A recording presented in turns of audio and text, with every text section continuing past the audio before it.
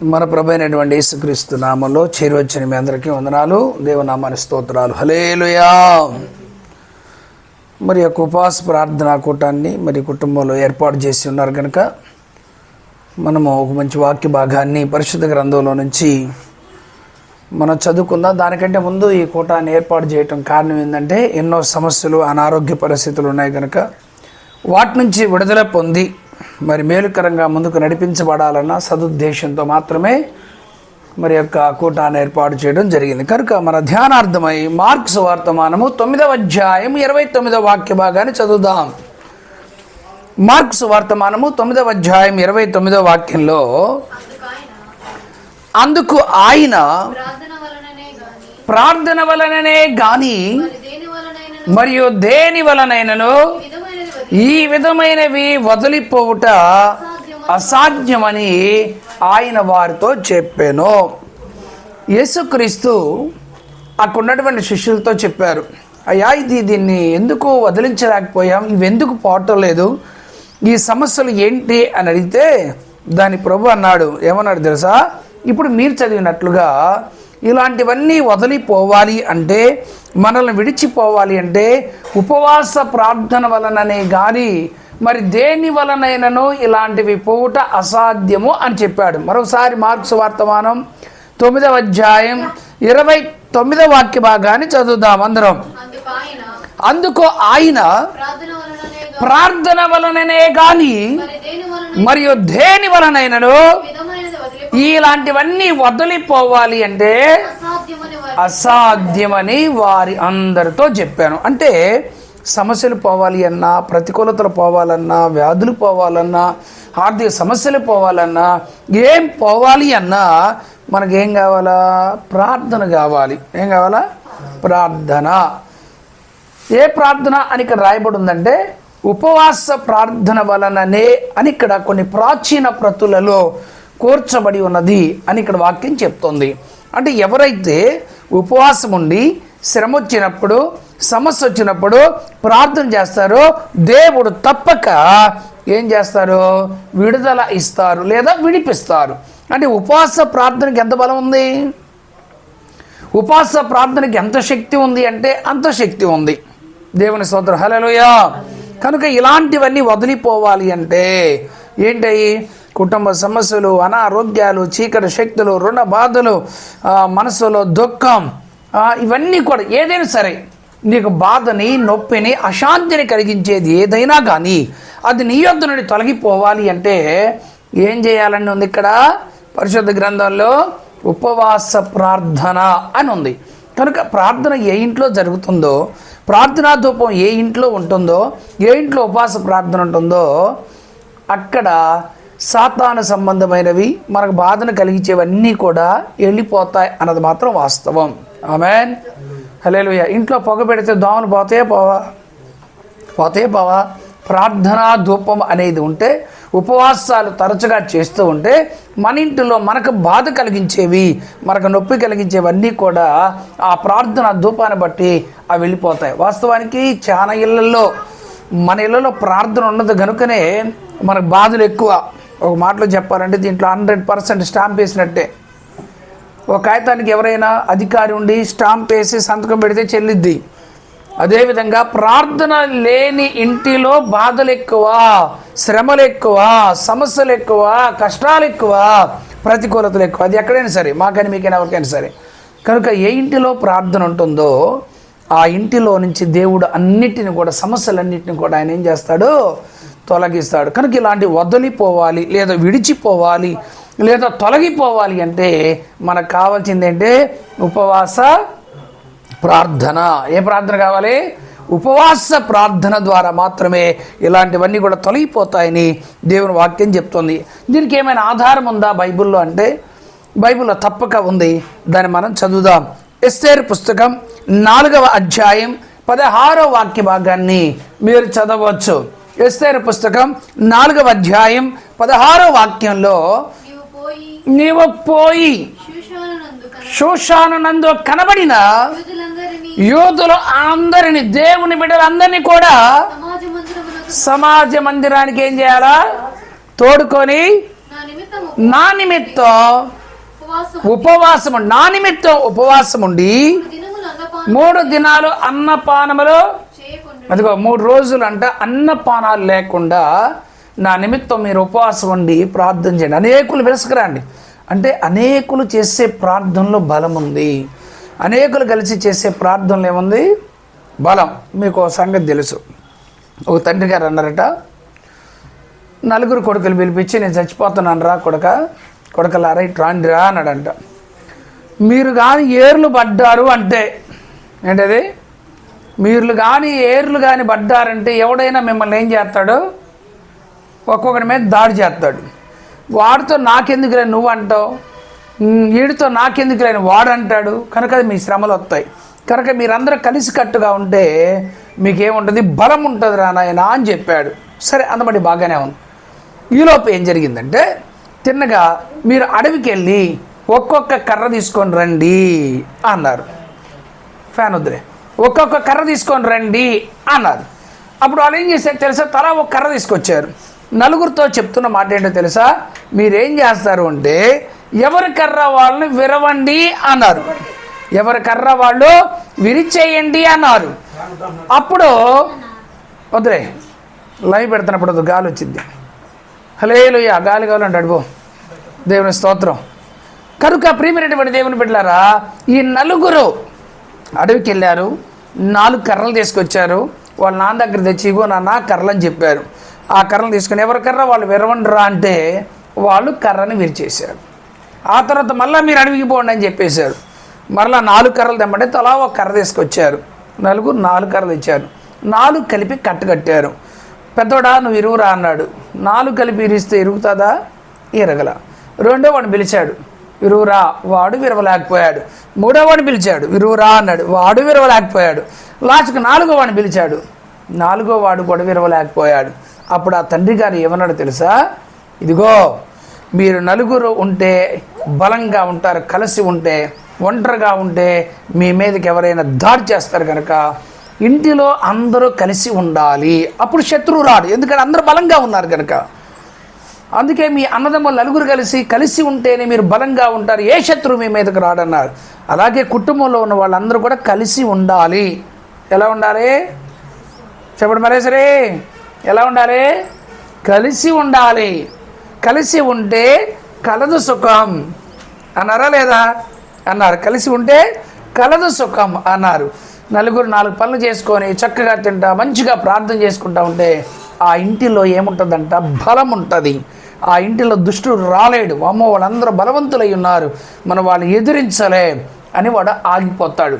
కనుక షూషాను కోటకెళ్ళి అక్కడ ఉన్నటువంటి యూదులందరూ కూడా సమకూర్చి నా నిమిత్తం 3 దినాలు మీరు అన్నపానాలు మానేసి మీరేం చేయాలా?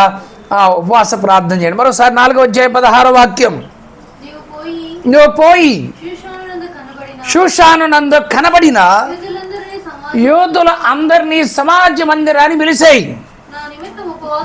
నా నిమిత్త ఉపవాసముండి 3 దినములు అన్నపానములు చెయ్యక నేను నా పనికత్తెలను కూడా, మేము కూడా రాజుగారి కోటలో నేను ఒక్కదాన్నే కాదు, నా పనికత్తెలు కూడా ఉంటారు. అక్కడ కూడా బలంగా కార్యాలు జరగాలి అంటే నువ్వు యూదులందరూ షూషాను కోటలోంచి బయలుదేరి సమాజ మందిరంలోకి ఉపవాసం చేయండి.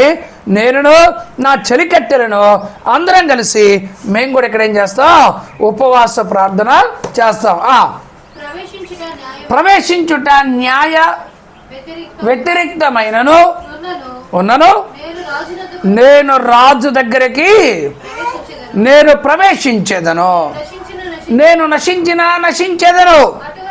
అటువలే మొర్దెకై బయలుదేరి ఎస్తేరు తనకు ఆజ్ఞాపించిన అంతటి ప్రకారం జరిగించారు. 3 దినాలు అన్నపానములు మానేసి ఉపవాసం ఉన్నారట.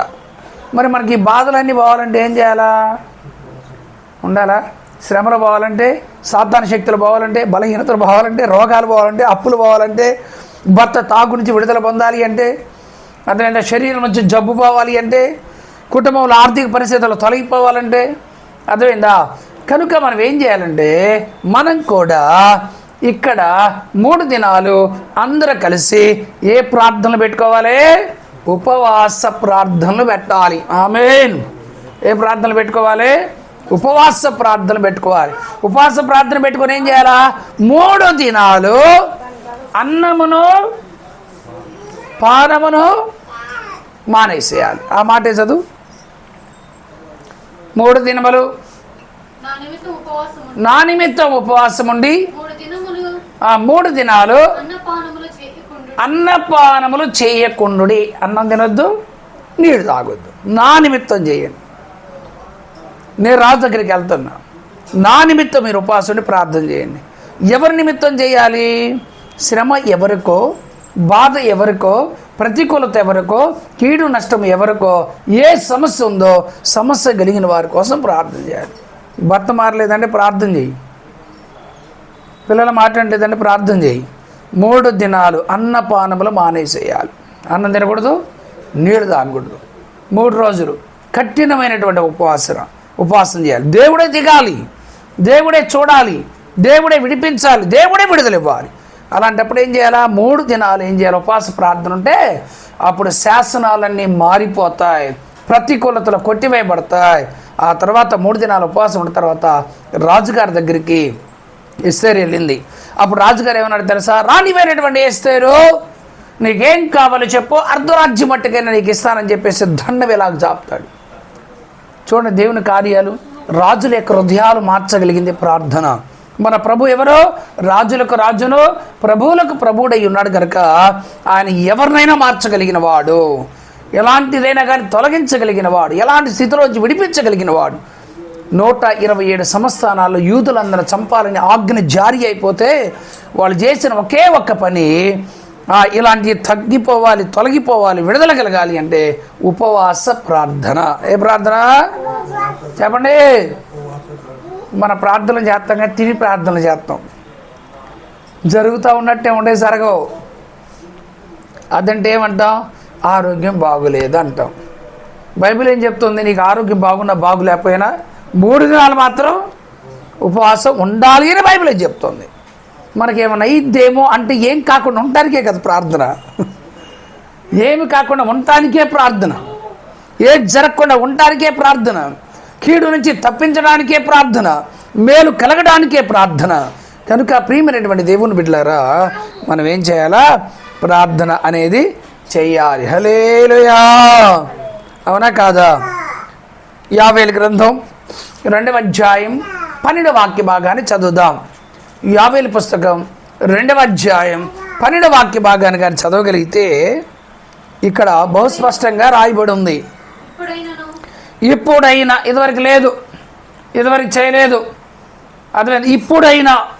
ఎప్పుడు? పరిస్థితి అధిగమించినప్పుడు, పరిస్థితి తీవ్ర రూపం దాల్చినప్పుడు, పరిస్థితి మన చేతికి అందినప్పుడు, ఇప్పుడైనాను మీరు ఉపవాసం ఉండి, మీరేం చేయాలా?